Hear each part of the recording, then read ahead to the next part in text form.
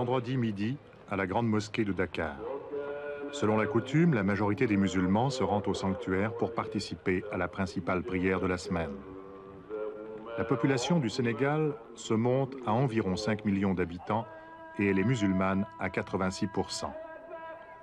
La grande mosquée de Dakar, achevée en 1964, a été construite sur le modèle d'une mosquée marocaine. Elle symbolise ici l'islam traditionnel tel qu'on le retrouve dans le monde arabe. Mais à l'intérieur du pays, dans la brousse, nous découvrirons un islam très différent, africanisé et conquérant face aux ethnies restées fidèles à l'animisme.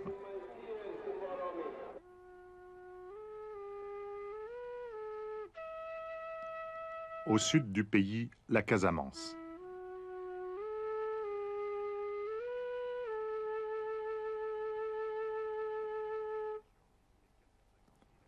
Dans cette région vivent les 450 000 animistes que compte encore le Sénégal. Leur religion repose sur une structure tribale de la société qui résiste mal aux assauts du monde moderne et à la scolarisation. Dans ce village animiste en pleine brousse, les habitants n'ont que peu de contact avec le monde extérieur.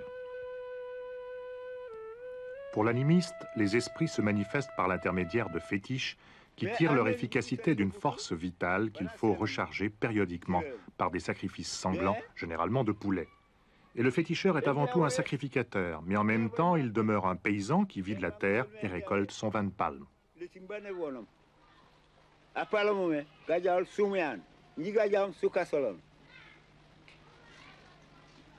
Bon, il dit que le fétiche est pour tout le village. C'est le village qui s'est réuni pour l'élire chef du fétiche. Alors, lui, il s'appelle Soukasolon. Son adjoint s'appelle Soumiane. D'où ils sont chargés pour la consultation du fétiche.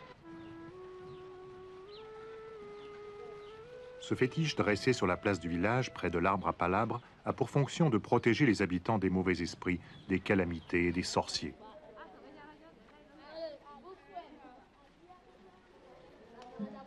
Ce qui est frappant chez les animistes, c'est que selon leurs croyances, l'homme, après sa mort, n'est ni récompensé ni puni. Rien ne rappelle chez eux le jugement dernier, le paradis ou l'enfer. Ce féticheur nous confirme qu'il ne sait pas ce que veut dire le paradis. Cette vie meilleure que promet le paradis est une notion qui séduit de nombreux jeunes d'origine animiste.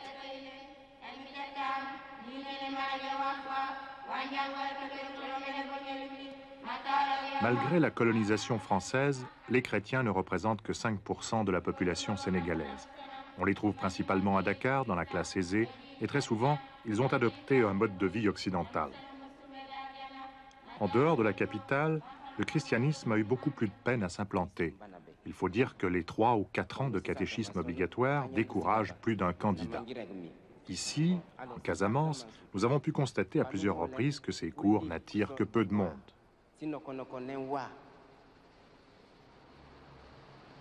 En Afrique noire, le christianisme est marqué d'une tare qui sera longue à effacer. Il est venu avec le colonisateur.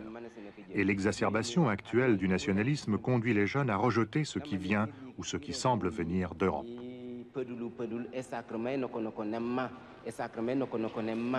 Monseigneur, on constate dans l'ensemble de l'Afrique subsaharienne une forte avance de l'islam. Vous-même, dans votre diocèse où il y a un grand nombre de chrétiens, où il y a des animistes, comment est-ce que vous ressentez, vivez cette avance de l'islam? Disons que nous constatons effectivement que l'islam avance dans le pays. Nous le constatons, mais voyez, je pense qu'il n'y a pas chez nous une inquiétude, pour la bonne raison que, voyez, il y a tolérance de part et d'autre.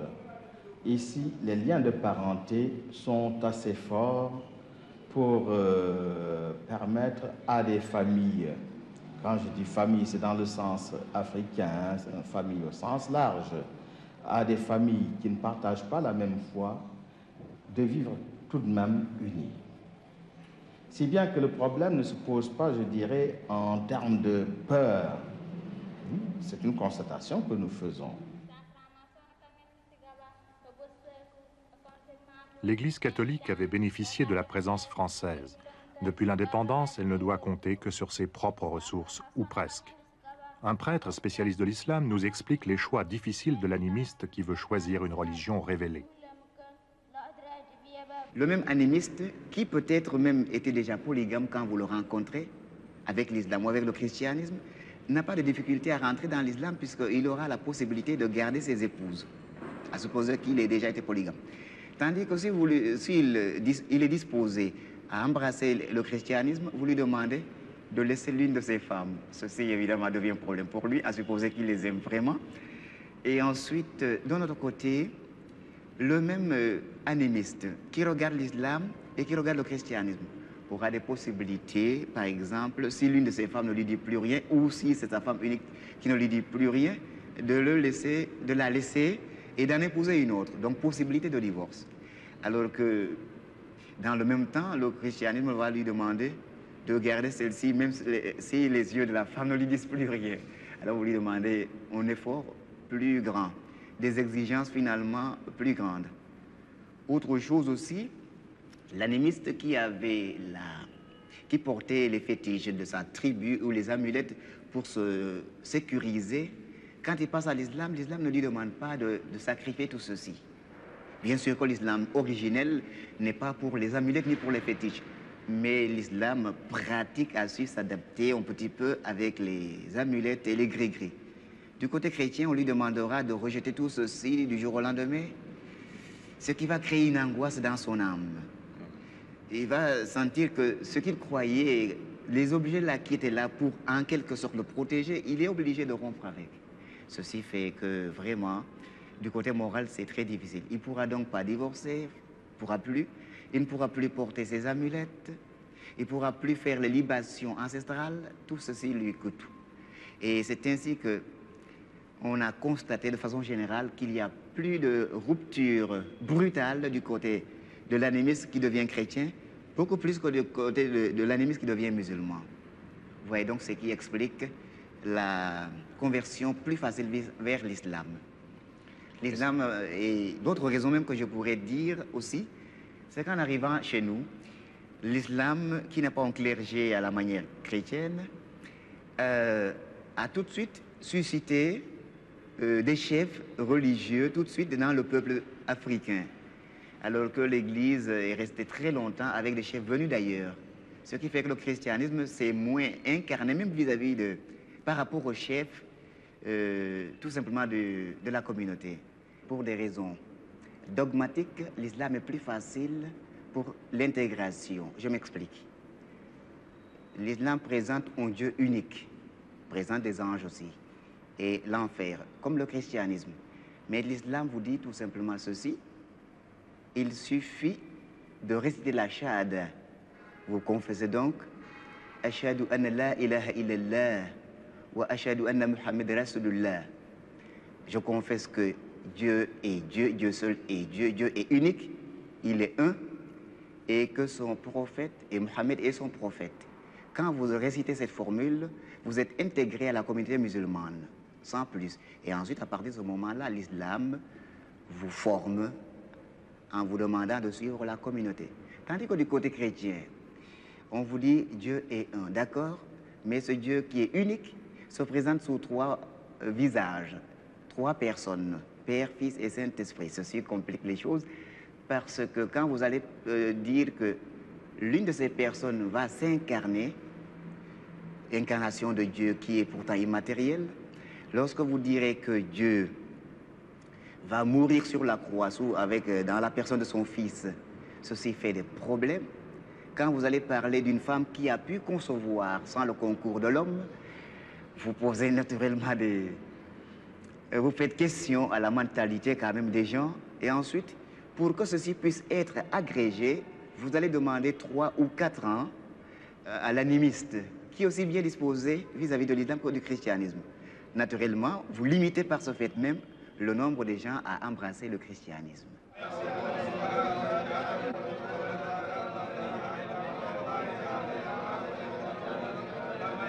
Vendredi, 9 h, la lecture du Coran à Darul Khairi, un village de Brousse de 400 habitants. La population est entièrement musulmane.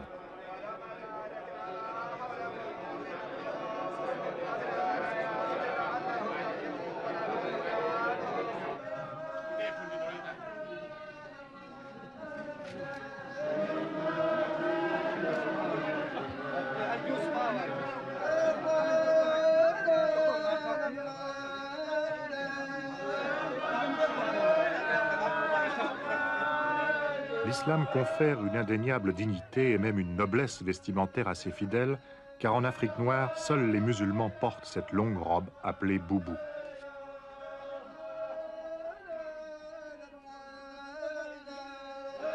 Une des caractéristiques de l'islam noir est que chaque croyant appartient à une confrérie. Il y a 4 grandes confréries au Sénégal. Chacune d'entre elles propose à ses fidèles une voie de salut qui lui est propre. De même, chacune a ses propres rites. L'essentiel du rituel consiste en litanies incantatoires comme celle-ci. Ces litanies, répétées souvent pendant des heures, ont pour but de libérer l'âme du corps et permettre aux croyants de se trouver en présence d'Allah. Cette appartenance à une confrérie, ces litanies, tout cela correspond à ce qu'était l'islam primitif des débuts de l'ère musulmane.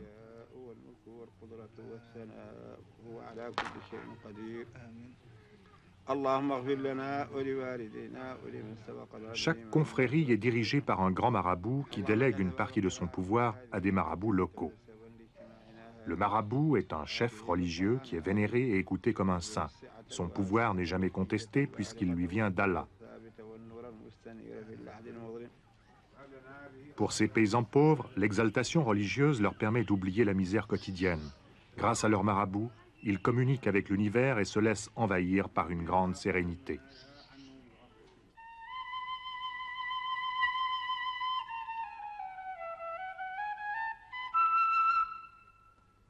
Au nord du Sénégal, nous pénétrons dans le Sahel, cette région où chaque année la sécheresse fait reculer la végétation. C'est sur cette terre que vit la majorité des mourides, ces adeptes fanatiques de l'une des principales confréries. Ils sont plus d'1 million au Sénégal. Une route conduit de Dakar à Touba, la ville sainte du mouridisme. Touba compte 3000 habitants, pour la plupart cultivateurs d'arachides. C'est là aussi que réside le chef de la confrérie, appelé le Grand Calife. Le mouridisme a été fondé par un musulman noir, Amadou Bamba. Celui-ci s'est voulu le prophète d'un islam militant qui a rencontré un grand succès auprès des masses paysannes pauvres. Si ses disciples n'étaient que 500 au début de ce siècle, on les estime à plus de 150 000 en 1927 à la mort du prophète noir. Ils sont, rappelons-le, 1 million aujourd'hui. Pour abriter son tombeau, ses adeptes ont construit pendant plus de 20 ans à Touba la plus grande mosquée d'Afrique noire.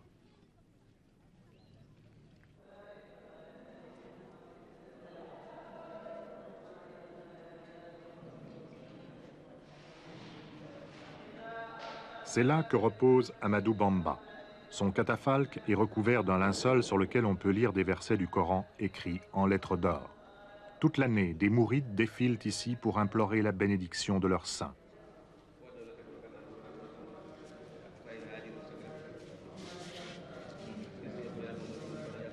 À la mort de Bamba, c'est son fils aîné qui lui a succédé à la tête de la confrérie. La dynastie mouride était née et elle se perpétue aujourd'hui à travers le 3e fils d'Amadou Bamba.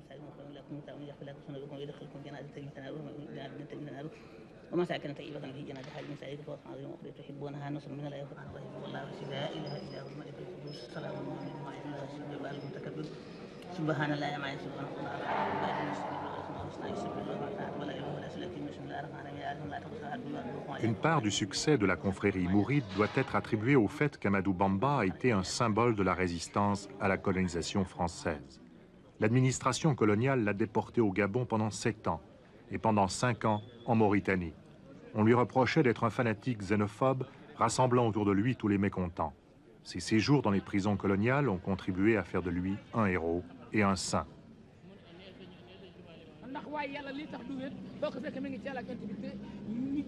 La légende populaire s'est chargée de pimenter sa vie d'une série de miracles indispensables au prestige du nouveau prophète.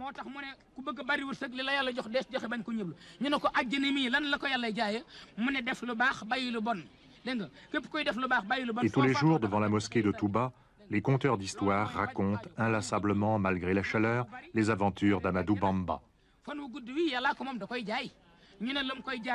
mu ne yar ki teggin ak cawarte kooku mooy jënd fan wu gudd ba may tànn ci tani fi rasulaay xeet ooye maa fi bàyyi woon wal xalqa faaxa xuluxaa kal xeyoxul ci salimi bu leen kenn yedd du ñu dooni mukk ñu ne ko gannaaw tase nañoo yow jamono sëñ Tuubaa yow mbooloo mi lu ci pexe mu ne saadixin ku ci dëggal rek da nga dekk àjjana ñu ne ko luy dëggal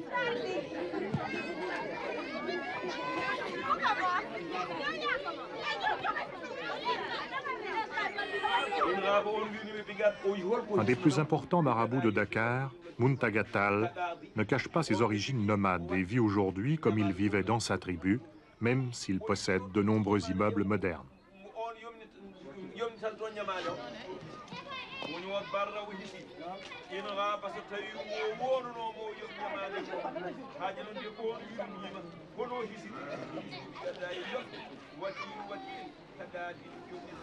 Entre deux lectures saintes, il reçoit des notables qui viennent lui demander conseil ou régler quelques affaires importantes.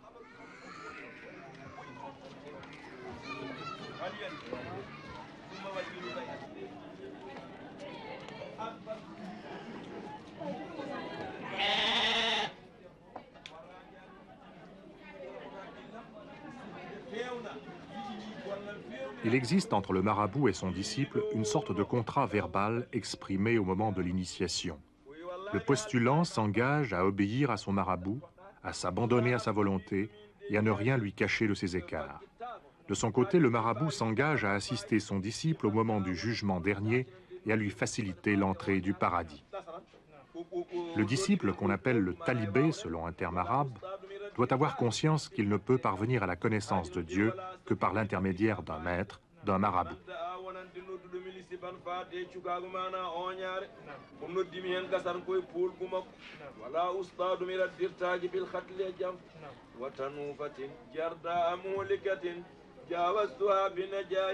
Le marabout exerce sur ses disciples un pouvoir charismatique qu'on appelle la baraka. Ce mot arabe signifie bénédiction.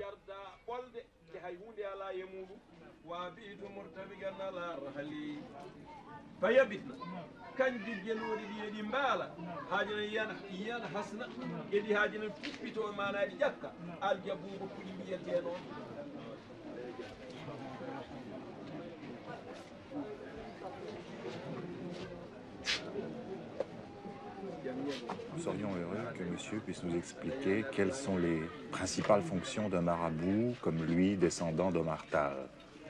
Le marabout, koko ɓe jii joni ko janginde yimɓe andinde ɗumen affaire Allah e haaji noon de eno ndewirta Allah ene hedde yimɓe itta mumen jikkuji. Le rôle d'un marabout consiste principalement, comme vous l'avez dû voir, d'abord à enseigner les élèves, les étudiants qu'on appelle ici les talibés, à leur enseigner la voie de Dieu, à les enlever tout ce qui est mauvais, c'est-à-dire les enlever sur la mauvaise voie pour les apporter sur la bonne voie, c'est la seule voie de Dieu. Mais est-ce qu'un marabout a en plus des importantes fonctions religieuses, des fonctions sociales vis-à-vis de sa communauté? Ce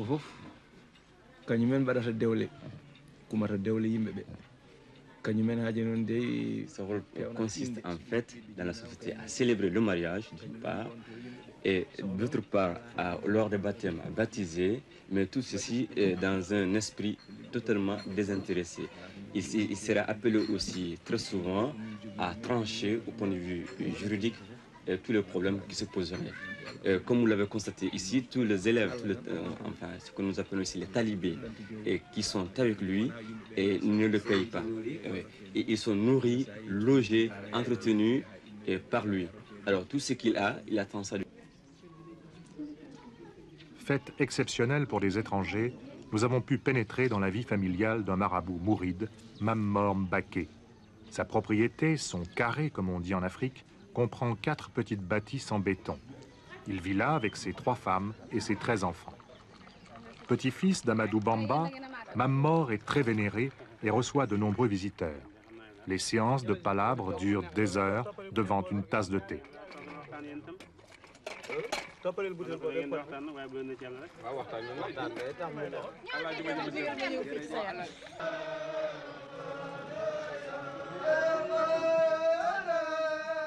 Quel que soit notre scepticisme d'Européens, il faut bien reconnaître que, pour l'homme de la brousse, le marabout remplit une fonction analogue à celle de la sécurité sociale. Son grenier doit toujours être bien garni afin de secourir ceux qui se trouveraient dans le besoin. Le talibé sait que son marabout ne le laissera jamais dans l'abandon ou sans nourriture. Dans les pays pauvres de l'Afrique subsaharienne, c'est un facteur qui a toute son importance. Si un talibé a des problèmes financiers, il peut venir trouver vous trouvez pour demander de l'aide? Bien sûr, ako nintra fana makoyro fana ita fana na karola ni misal to talbe haji soto fasi akanano e kanne ifana ya makoy wo hajo la karam kay ha fay kanaja fay ni semene fam lungo no mori bena kam pour min do mala ba so don ke makoy do ko la lolin ko lolida lolin ci do mo kam di ni min jaxalta fana dafta musu tala avant ko so la senan kan sa ko ñinde ma sa de en principe ça se passe exactement comme ça quand le talibé a des dépenses à faire et qui dépasse ses limites, il vient le consulter et lui procure certainement parfois des denrées, parfois de la nourriture, parfois même s'il y a lieu de l'argent, ne serait-ce que pour l'aider. En contrepartie, le disciple a des obligations. Chaque paysan doit consacrer en principe un jour de travail par semaine, le mercredi, à cultiver les terres de son marabout.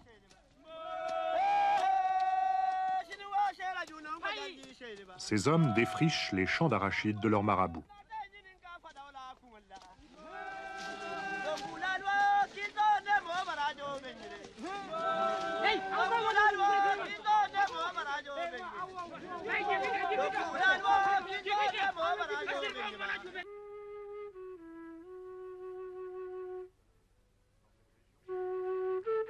Dans cette région brûlée par le soleil, l'introduction de la culture de l'arachide n'a été possible que grâce à la collaboration des marabouts qui ont vu là un moyen de détenir une partie du pouvoir économique.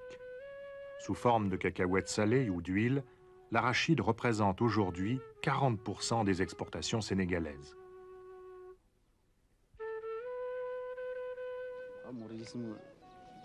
Pour parvenir à leur fin, les marabouts ont dû mettre au point une idéologie du travail. Selon le neveu et porte-parole du grand calife Mouride, Mahomet a dit « Travailler pour faire vivre les siens équivaut à la prière et à l'adoration de Dieu ». Ainsi, pour les Mourides, le travail est un acte religieux. Leur fanatisme a été utilisé par les marabouts pendant des années pour lancer les paysans à l'assaut de terres en friche.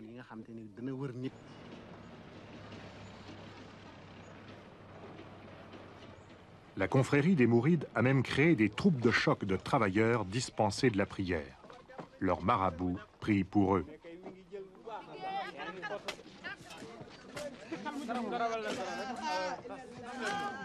Pour appliquer sa réforme agraire, le président Senghor s'est vu contraint de faire appel à la collaboration des marabouts. En échange, il leur a confié le contrôle des coopératives agricoles qui constituent la pierre angulaire de la réforme. La coopérative achète la production du cultivateur d'arachide pour le compte de l'État. Mais c'est généralement le marabout qui avance l'argent dont le paysan a besoin pour vivre en attendant d'avoir vendu sa récolte. De cette manière, le marabout contrôle tout le système de production. En outre, comme chaque marabout dépend de sa confrérie, celle-ci peut dès lors s'affirmer comme une véritable puissance économique, un État dans l'État.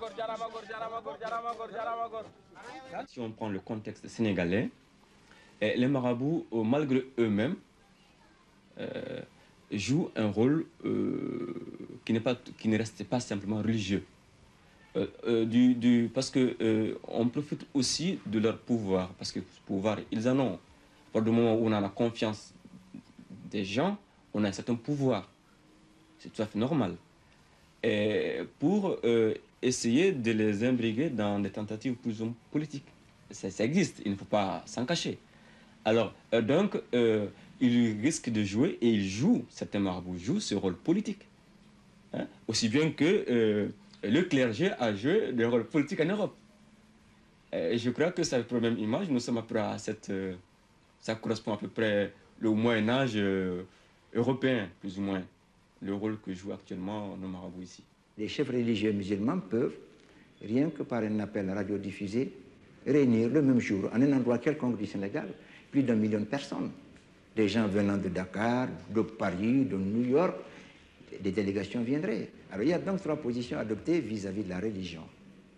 La première consiste à dire « Oh, la religion, nous sommes un pays laïque, on ne s'en occupe pas. » Le chef politique au Sénégal qui fera ça ouvertement, il creuse sa tombe.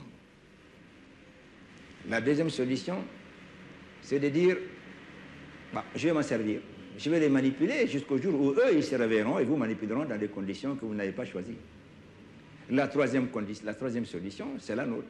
On s'insère là-dedans, on vit avec eux, on en est sorti. Parce que nous avons été en Occident, on nous a mis d'autres idées dans la tête, on y revient tranquillement, nous ne sommes pas dépaysés. Bien sûr, il y a beaucoup de collègues, de citoyens et de Sénégalais qui ont choisi la religion chrétienne. Et la religion chrétienne, elle véhicule quoi? Elle véhicule des valeurs judéo-chrétiennes transmises par Rome, adoptées par l'Occident, amenées ici. Bon. Peut-être un siècle, il y a un siècle, peut-être il y a un siècle et demi. Ils y croient. Bon, tant mieux. Ça cadre avec le genre de vie qu'ils se proposent de mener. Ça va très bien. Moi, je dis que la majorité des Sénégalais étant musulmans, ces valeurs importées de l'Occident leur sont étrangères. Il est vrai qu'aucun chef d'État ne pourrait gouverner le Sénégal sans l'appui des confréries, ou tout au moins sans leur bienveillante neutralité. Le président Senghor, qui est catholique, a toujours su habilement consulter les grands marabouts et obtenir leur soutien grâce à des crédits distribués à bon escient.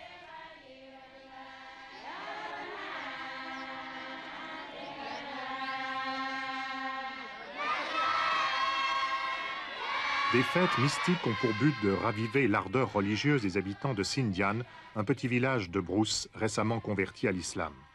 Cette cérémonie se veut la reconstitution de scènes de l'Ancien Testament, ici le buisson ardent.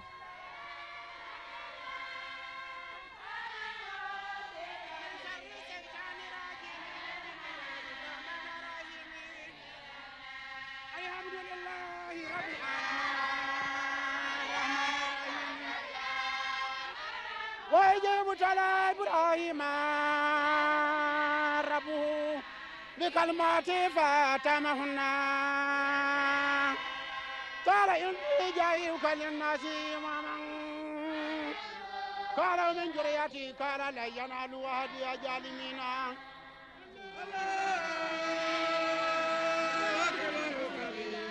Leur marabout, Ousmane Badji, n'a que 38 ans et il joue un rôle politique qui dépasse les frontières du Sénégal. Il a eu la révélation mystique à l'âge de 27 ans. Devenu le disciple d'un sage musulman, il a vécu 3 ans dans le désert avant de revenir dans sa tribu d'origine qui pratiquait le culte animiste. En 10 ans, il est parvenu à islamiser toute la région et il est reconnu aujourd'hui comme un grand marabout dans toute l'Afrique de l'Ouest. Vous avez là notre site, c'est le site de la révélation du Sinaï, c'est-à-dire quand Moïse a pris la fuite de l'Égypte.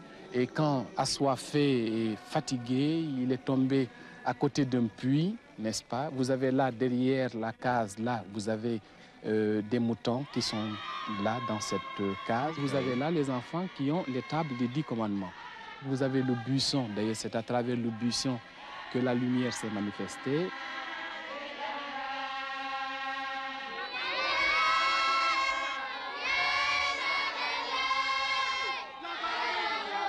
Et quand je suis venu ici, c'était une place qui était considérée comme une place divine. La première des choses que j'ai faites, la destruction des fétiches. Mais en laissant des traces quand même, pour l'histoire et pour l'avenir. En démontrant que l'homme qui va, en quelque sorte, découper une branche et faire de cette branche une idole, ne veut pas parler de l'arbre, tant bien de l'idole. Il veut transcender à travers cette idole-là pour atteindre en quelque sorte l'infini, cette révélation qui lui reste inexpliquée. Et voilà pourquoi nous avons créé ce monument où nous avons enterré les fétiches. Ce site représente en quelque sorte, si vous voulez, le concept global de l'univers libre d'une part et d'autre part de ce qui nous reste caché dans les cieux. Et que ça soit européen, que ça soit hindou, que ça soit chinois, que ça soit n'importe quelle race, la race a besoin de transcender et à travers sa conception, elle peut transcender à travers une église, à travers une mosquée, à travers un arbre, à travers un buisson.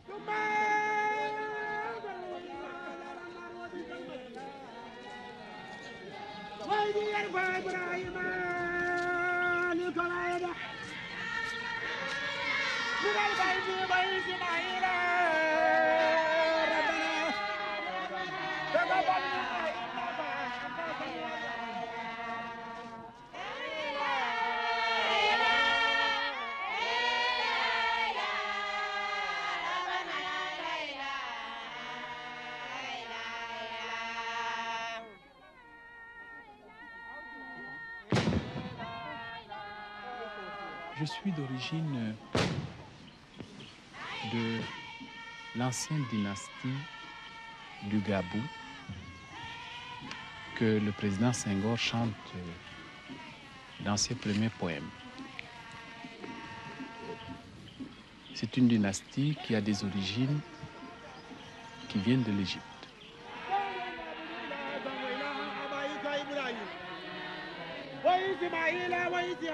Ousmane Badji a reçu de nombreux hommes politiques dans son pavillon diplomatique. Il a de fréquents contacts avec le président Houphouët-Boigny de Côte d'Ivoire.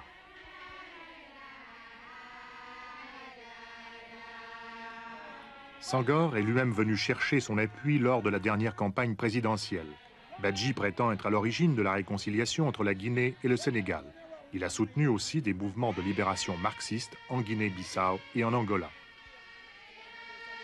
Est-ce qu'on peut dire que vous êtes devenu un grand marabout, mais en même temps vous êtes plus que ça? Enfin, comment est-ce qu'on peut vous définir maintenant? Il me sera difficile de me préciser d'une part, et d'autre part, je laisse à l'histoire, n'est-ce pas, le soin de déterminer ou de donner l'appellation de l'homme que suis-je. En quelque sorte, ce que je fais était une révolution individuelle, personnelle, mais qui m'a dépassé, qui finalement s'est traduite à travers la révolution collective et la révolution de notre société elle-même. Est-ce que vous vous considérez vous-même comme un grand marabout? Je refuse le nom du marabout, mais plutôt comme un homme qui est au service des aspirations profondes, n'est-ce pas, des autres hommes. Parce que dès le départ de ma révolution, ce que j'ai tenu justement à insérer dans mon propre évolution, c'est que je mettais l'homme au-dessus de la religion et au-dessus de tout. Donc tout commence pour moi par l'homme et tout se termine pour moi par l'homme. Mais pour les gens de votre région qui vivent dans ces villages, qui êtes-vous pour eux? Un chef religieux? Non seulement ils me vénèrent, ils vont même au-delà de cette vénération, c'est-à-dire ils ont un esprit fanatique, si vous voulez bien. Mais moi, personnellement, je ne tiens pas compte, n'est-ce pas, de la considération qu'ils peuvent porter. C'est des aspirations du peuple, ils peuvent le penser, ils peuvent agir méthodiquement à travers ce qu'ils pensent. Mais ce qui est important pour moi, c'est que je reste toujours l'homme, c'est-à-dire au service des aspirations profondes de l'homme et de la société. Non pas une société localisée telle que le continent, mais dans un concert de l'univers libre, comme je l'ai appris dans le désert. Pour lutter contre l'influence de l'islam confrérique, certains pays arabes, comme la Libye et l'Arabie saoudite, soutiennent financièrement un courant réformiste chargé de diffuser un islam plus orthodoxe. Cet institut islamique en pleine expansion forme 300 étudiants. Et actuellement, 700 Sénégalais poursuivent leurs études dans des universités arabes, principalement au Caire.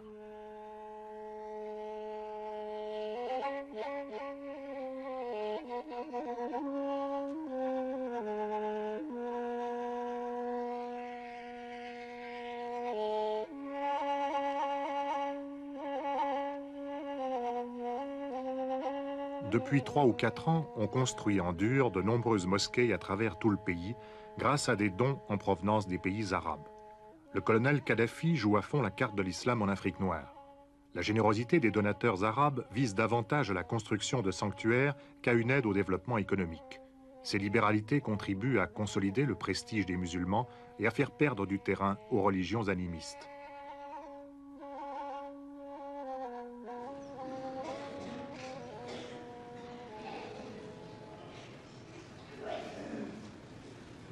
L'islam exprime une volonté de vivre ensemble. C'est pourquoi il entre de plein pied dans la société africaine traditionnelle qui accorde une place prépondérante à l'organisation communautaire.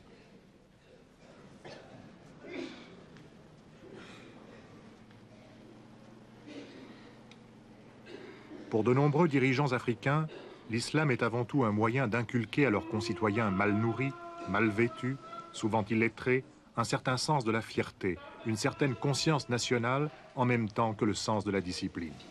Ainsi, vu du pouvoir, l'islam se révèle être aussi un instrument de lutte contre le sous-développement. Mais il peut encore se manifester comme un formidable moyen de résistance au pouvoir politique.